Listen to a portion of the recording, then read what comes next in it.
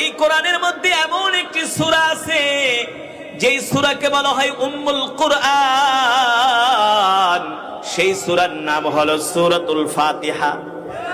এই পৃথিবীর জমিনে যত রোগ আছে, আপনি যদি ইয়াকিন ঈমান বিশ্বাসের সাথে এই সূরাতুল ফাতিহা পড়ে আপনি যদি ঈমান এবং ইয়াকিনের সাথে বিশ্বাস করে যদি সূরাতুল ফাতিহা তেলাওয়াত করে যদি আপনি পানিতে ফু দিয়ে খেতে পারেন, আল্লাহ তাআলা আপনার সমস্ত রোগ বালাই আল্লাহ তাআলা মাফ করে দিবে। কিন্তু সেই বিশ্বাস লাগবে, ঠিক না বলুন? এখন বিশ্বাস তো আমাদের মাঝে নাই, ঠিক না? সেই ইয়াকিন আমাদের মাঝে নাই। যদি আমাদের মাঝে সেই ইয়াকিন বিশ্বাস থাকতো তাহলে এতদিন পর্যন্ত বাংলার জমিনে বাটপার সাটপারেরা ক্ষমতায় থাকতে পারতো না। তাহলে এই বাংলার জমিনে আরো আগে কোরআনের রাজ কায়েম হতো, ঠিক কিনা বলুন? সেই বিশ্বাস যদি মোহাম্মদ বিন সালমানের থাকতো সৌদি আরবে, তাহলে পুরা সৌদিটা কোরআনের আইনে চলতো, ঠিক কিনা বলুন?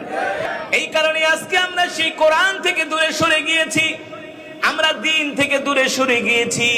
আমাদের দেশে বড় বড় মাহফিল হয়, ওয়াজ মাহফিলে মানুষ আসে, ওয়াজও শোনে কিন্তু আমল করে না। সুন্দর সুন্দর মসজিদ বানায় কিন্তু মুসল্লি নাই, কথা কানে। সুন্দর সুন্দর মসজিদ বানায় কিন্তু মুসল্লি নাই না। কিন্তু রাসূলের সাহাবীরা কেমন ছিলেন? আল্লাহ রাসূলের একজন সাহাবী ছিলেন যার নাম হলো আবু তালহা রাদিয়াল্লাহু তাআলা আনহু। নাম কি? এই যুবক কেমন ছিলেন রাসূলের সাহাবীরা রে দোস্ত? কেমন ছিল তাদের ঈমান, কেমন ছিল তাদের বিশ্বাস, কেমন ছিল তাদের আল্লাহ তাআলার উপর ইয়াকিন? আল্লাহ তাআলা কুরআনুল কারীমের আয়াত নাজিল করলেন, লান তানালুল বিররা হাত্তা তুনফিকু মিম্মা তুহিব্বুন ওয়ামা তুনফিকু মিন শাইইন ফাইন্নাল্লাহা বিহি আলীম। আল্লাহু আকবার। কুরআনুল কারীমের আয়াত নাজিল হয়ে গেল, লান তানালুল বিররা হাত্তা তুনফিকু মিম্মা তুহিব্বুন। এই আয়াত নাজিল হওয়ার পরে আল্লাহ রাসূল তেলাওয়াত করতেছেন, আল্লাহ তাআলা বলতেছেন, নবী আপনি আপনার অনুসারীদেরকে বলেন, সারা পৃথিবীর মানুষদেরকে বলে দেন, যতক্ষণ না পর্যন্ত তাদের প্রিয় বস্তু আল্লাহর রাস্তায় দান না করবে ততক্ষণ পর্যন্ত তারা মুমিন হতে পারবে না। আর যারা মুমিন তারা তাদের প্রিয় বস্তু আল্লাহর রাস্তায় দান করে দেয়, ঠিক কিনা বলুন? যেমন পয়গম্বর ইব্রাহিম আলাইহিস সালামকে আল্লাহ তাআলা স্বপ্ন দেখিয়েছিলেন, ও ইব্রাহিম আপনি আপনার প্রিয় বস্তুটাকে আল্লাহর রাস্তায় কোরবানি করে দেন, ঠিক কিনা? স্বপ্ন দেখানোর পরে পয়গম্বর তার ছেলেকে ডাকলেন, নাম কি? কথা কেনা? মাশাআল্লাহ। ইসমাইল আলাইহিস সালামকে বললেন, বাবা শোনো, আল্লাহ তাআলা আমাকে স্বপ্ন দেখিয়েছেন তার প্রিয় বস্তুকে কোরবানি করার জন্য।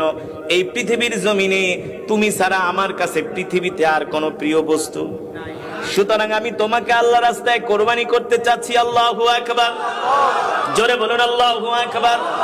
এইদিকে আল্লাহ তাআলা যে আয়াত নাজিল করেছেন, আয়াতের মধ্যে আল্লাহ তাআলা বলছেন, লান তানালুল বিররা হাত্তা তুনফিকু মিম্মা তুহিব্বুন, তোমাদের প্রিয় বস্তুটা আল্লাহর রাস্তায় দান করে দাও। সুবহানাল্লাহ।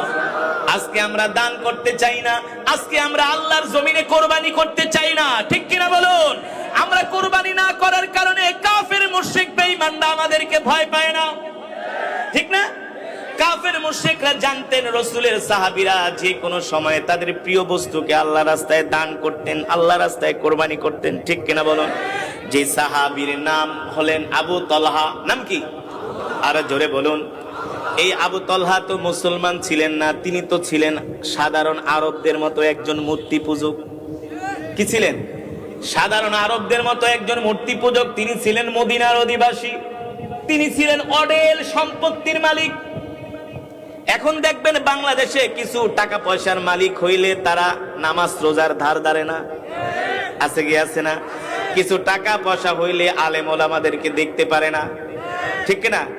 এই যে গতকালকের এক বয়ানে দেখলাম আপনাদের পাশের জেলা টাঙ্গাইল, টাঙ্গাইলের একজন নেতা আছে, নাম হইল লতিফ সিদ্দিকী। নাম কি? এই মূর্খ বলতেছে সে নাকি কোন সময় দোয়ার মধ্যে আল্লাহ তাআলাকে বলে না, আল্লাহ আমাকে মাফ করে দেন। সে বলে আমি তো কোনো গুনাই করি না, আল্লাহ আমাকে মাফ করবেন কি? জোরে বলেন নাউজুবিল্লাহ। এই গতকালকের বক্তব্য দেখলাম ফেসবুকে, অবাক হয়ে গেলাম। আস্তাগফিরুল্লাহ। সে বলতেছে আমি কখনো আল্লাহ তাআলার কাছে আমার কোনো পাপের জন্য মাফ চাই না। আপনি দেখেন সোশ্যাল মিডিয়ায় বক্তব্যটা ভাইরাল হয়ে গেছে। সে নিজে বলছে যে আমি কোনো পাপের জন্য আল্লাহ তাআলার কাছে ক্ষমা চাই না, কারণ আমি কোনো পাপ করি নাই। নাউজুবিল্লাহ বলেন।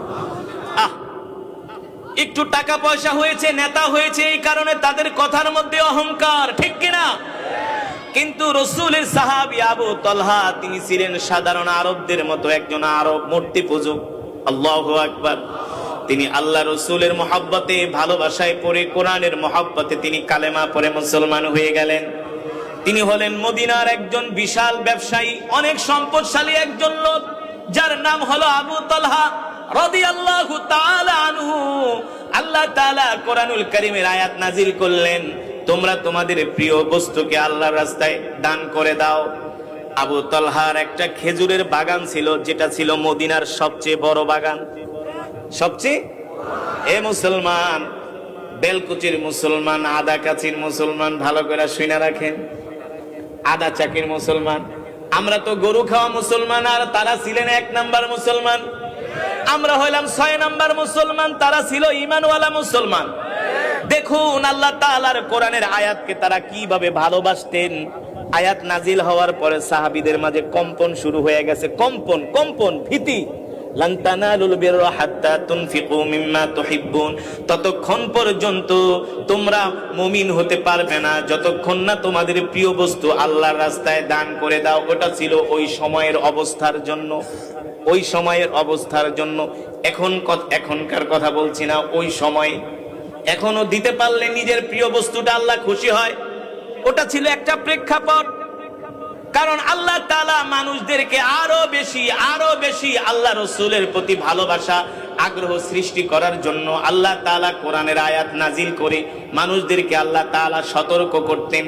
এই কোরআন যেমন 1450 বছর আগের নাজিল হয়েছে, এই কোরআনের প্রতিটা কথা 1450 বছর আগে যেমন ভাবে মানতে হবে, বর্তমানেও তেমন ভাবে মানতে হবে। ঠিক কিনা বলুন, ঠিক কিনা বলুন।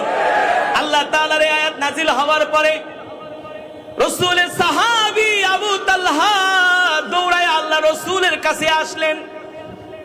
আল্লাহ রাসূলকে এসে বললেন, ওগো নবীজি, আমি তো আপনাকে আমার জীবনের চেয়েও ভালোবাসি, কিন্তু আমি তো একটু আগে আপনার জবানে কোরআনুল কারীমের একটা আয়াত শুনলাম। আল্লাহ তাআলা বলতেছেন তোমরা তোমাদের প্রিয় বস্তুকে আল্লাহর রাস্তায় দান করে দাও। ওগো নবীজি, মদিনার সবচেয়ে বড় একটা খেজুরের বাগান, সেই বাগানটা ছিল মসজিদে নববীর গেটের সামনে। ওই বাগানে একটা কূপ ছিল। কি ছিল? ওই বাগানে একটা কূপ ছিল। আপনারা জানেন আরব হলো মরুভূমির দেশ, ওই দেশে পানির খুব সংকট, না?